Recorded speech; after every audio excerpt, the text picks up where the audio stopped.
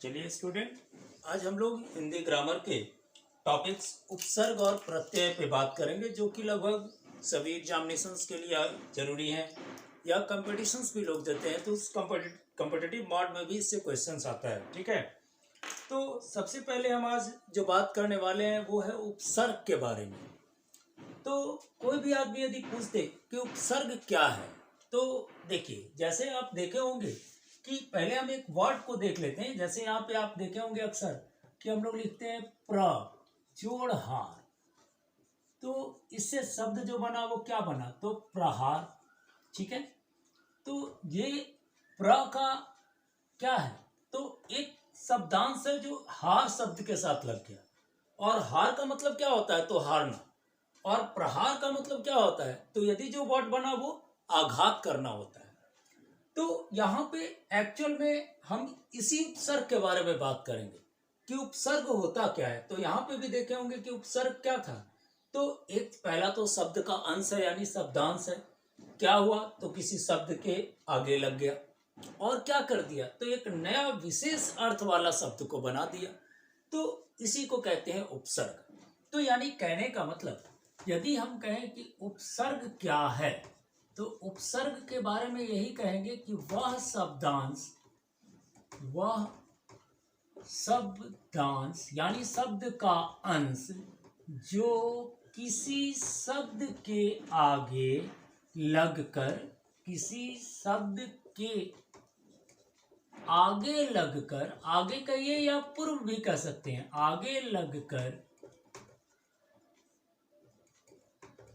एक नए विशेष अर्थ वाले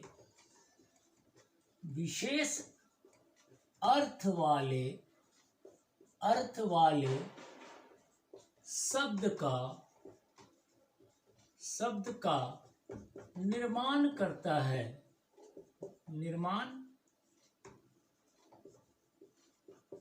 है, तो उसे उपसर्ग कहते हैं।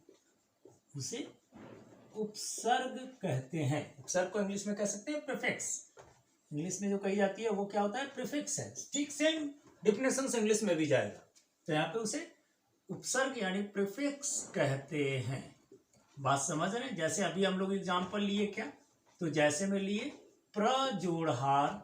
ठीक है, कुछ भी ले सकते हैं, बहुत सा उपसर्ग का लगभग सब में हम अभी कैटेगरीज करेंगे, उसका बात करेंगे प्रहार। ठीक है, या सु जोड़ कन्या, तो सुकन्या, कन्या का मतलब कोई भी एक कन्या होती है, लेकिन सु लग गया यानी एक अच्छी संस्कार वाली कन्या, सुकन्या बन गया। ठीक है, अब उपसर्ग को कैसे बांटा जाता है, तो उपसर्ग को हम लोग कई रूपों में बांटते हैं। जैसे कहाँ जहां से उत्पन्न हुआ उसी के आधार पर इसको कैटेगराइज किया जाता है। जैसे संस्कृत में उत्पन्न उपसर्ग होंगे, हिंदी में उपसर्ग होगा, उर्दू और फारसी में उपसर्ग होगा, अंग्रेजी में उपसर्ग होगा। ठीक है, तो यहाँ पे कहने का मतलब कह सकते हैं कि उपसर्ग को निम्नलिखित भागों में विभाजित किया जाता है। उपसर्ग को निम्नलिखित भागों में विभाजित किया जाता है। थोड़ा ध्यान दीजिएगा इस यहाँ पे, किया जाता है, निम्न भागों में विभाजित किया जाता है। तो पहला भाग कौन सा, तो पहला होता है संस्कृत के उपसर्ग। तो उनकी संख्या कितनी है, तो उनकी संख्या 22 है। ठीक है, तो संस्कृत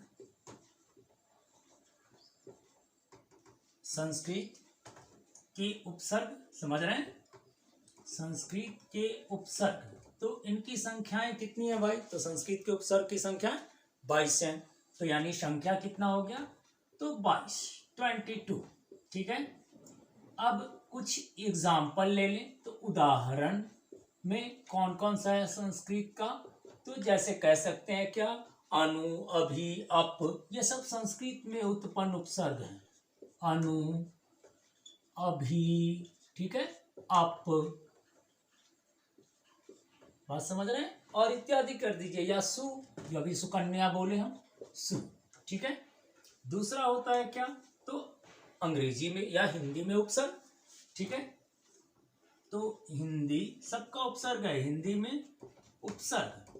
तो हिंदी में उपसर्ग कितने होंगे? एक्चुअल में हम लोग हिंदी में 3 ही के बारे में ज्यादा पढ़ते हैं, संस्कृत में, हिंदी में और उर्दू को भी हम लोग इसमें लाते हैं, ठीक है।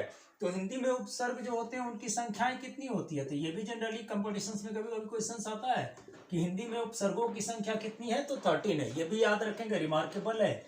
ये सब क्वेश्चंस आपको कॉम्पिटिटिव में पूछता है, बाकी तो आपका जनरल एग्जाम में भी सब जरूरी है, ठीक है। क्लास 2 से ही समझ लीजिए सबको जरूरत हम लोगों का पड़ जाता है। तो कूदू, ये सब जो हो गया आपका, सो ये फॉर्म हो गया कूदू, कूदू एक्सेट्रा, ठीक है। ये प्रैक्टिस करेंगे तो उसमें आपको बाकी बात करेंगे हम लोग, ठीक है। इसके बाद होता है उर्दू और फारसी में, ठीक है, कूदू आदि। इसके बाद तीसरा कौन सा? तो उर्दू और फारसी में। तो उर्दू और फारसी में, तो इसमें कितनी संख्या होती है? तो इसमें संख्या जो होता है वो 19 का होता है, ठीक है। कितने की संख्या होती है? तो 90 की होती है। जैसे खुश, ठीक है, बे, समझ रहे हैं, खुश, बे, या कह सकते हैं खुश। जैसे बे से कौन सा शब्द बना? तो बेकार, बेगार, ठीक है। बद, बद भी उर्दू शब्द ही है। ऐसे अंग्रेजी में भी उपसर्ग होते हैं, लेकिन हमको हिंदी में वहां पे चर्चा करना नहीं है। यानी अभी तक जो हम लोग पढ़े वही पढ़े कि उपसर्ग क्या है, उपसर्ग को कितने भागों में विभाजित किया जाता है, संस्कृत में कितने उपसर्ग होते हैं, हिंदी में कितने उपसर्ग होते हैं और उर्दू में कितने उपसर्ग होते हैं। अब हम लोग इसके बाद बात करेंगे तो प्रत्यय के बारे में बात करेंगे कि प्रत्यय क्या होता है और प्रत्यय को कितने भागों में हम लोग बांटते हैं, ठीक है। इसका स्क्रीनशॉट लीजिए।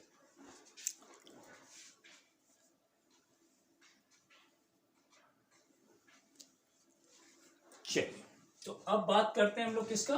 तो प्रत्यय का। बहुत छोटा टॉपिक है, इसमें कुछ नहीं है, लेकिन ये क्वेश्चंस आता है बहुत ज्यादा इससे, और लोग इससे कंफ्यूज भी करते हैं। थोड़ा बेसिक हो गया, अब आप लोग बुक से थोड़ा सा उपसर्ग और प्रत्यय को, सिर्फ वर्ड को देख लीजिएगा तो बस क्लियर हो गया, ठीक है।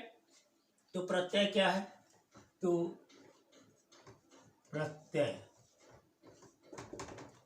वह शब्दांश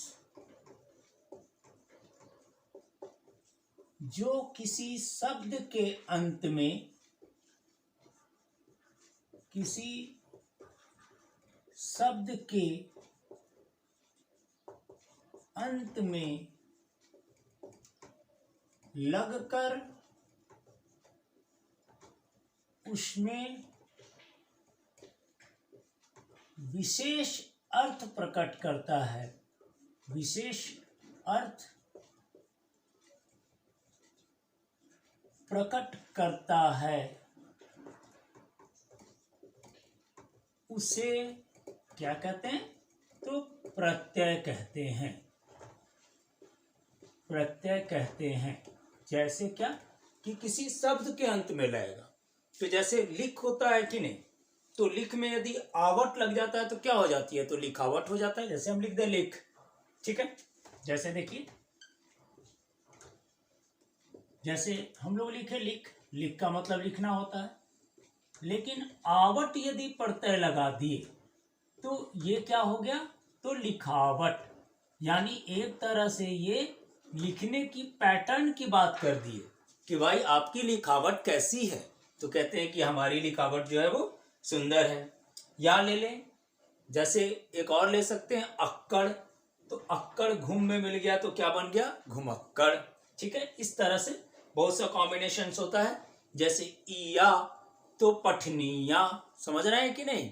तो कहने का मतलब ये जब भी लाएगा तो कहाँ लाएगा? अंत में लाएगा। और इसी के आधार पे हम लोग जो प्रत्यय को होता है मेनली 2 भाग में बांटते हैं। जो प्रत्यय होगा, जैसे अभी तो हमने बात किया कि लिख जोड़, आवट, लिखावट, लेकिन यदि हम लोग आ प्रत्यय लगाएं, आ और भूख एक तरह से विशेषण का रूप होता है, तो इसका रूप जो हो गया वो भूखा, ठीक है, भूखा बन गया। तो कहने का मतलब प्रत्यय को यदि हम लोग को बांटना होगा तो 2 भाग में बांटते हैं। पहला कौन सा? कृत्य प्रत्यय, और दूसरा तद्धित प्रत्यय। तो प्रत्यय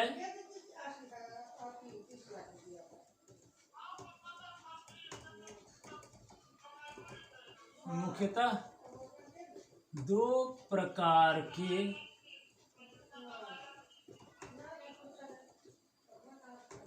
होते हैं। ठीक है, दो प्रकार का होते हैं कि कोई या होता है, प्रत्यय दो प्रकार का होता है। कौन कौन सा? तो पहला हो गया, पहला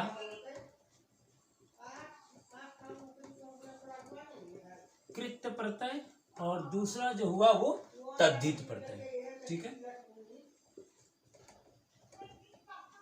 तद्धित प्रत्यय। तो पहला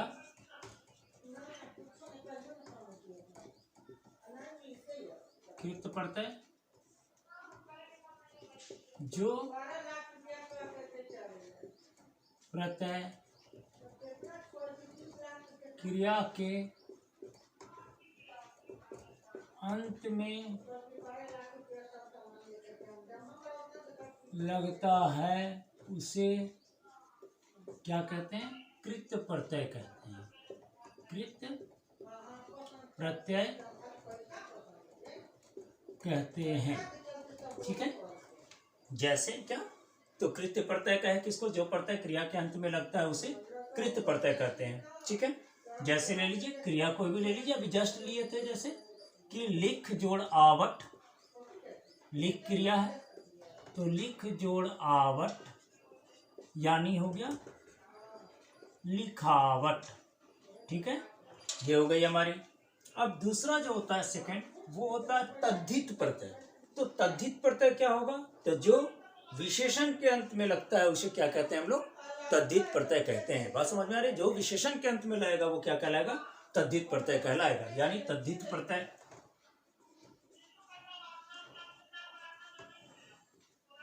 तद्धित प्रत्यय तो जो प्रत्यय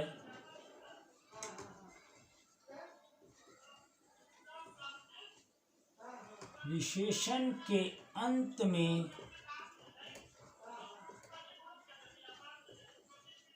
लगता है उसे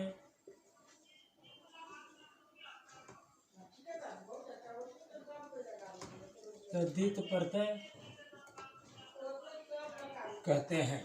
ठीक है, जैसे कोई भी ले लीजिए तद्धित में, जैसे कह सकते हैं अंगूठा। ठीक है, या हलवा में आई लग गया, हलवा क्या है?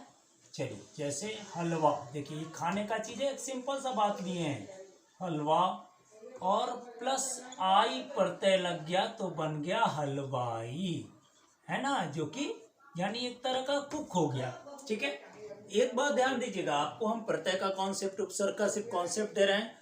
आपका अगला जो नेक्स्ट वीडियो होगा हमारा, उसमें आपको मैं प्रैक्टिस कराऊंगा दोनों तरह के, आपको उपसर्ग और प्रत्यय का। आप इस डेफिनेशंस को ध्यान से देखेंगे, उसके बाद बुक में जाएंगे, सेम चीज है, आपको कोई खास अंतर नहीं पड़ेगा, आप आराम से इसको ये कर सकते हैं। आप हमारे चैनल को सब्सक्राइब जरूर कीजिए, क्योंकि आपको हर क्लासेस का, हर तरह का वीडियो आपके हमारे चैनल पे उपलब्ध मिलेगा। ठीक है, आप इसलिए मेरे वीडियो को लाइक भी कीजिएगा, जिससे मैं मोटिवेट होकर के और चीज़ों आपको दे पाऊँ। ठीक है, चलिए आज के लिए क्लास इतना ही। ओके।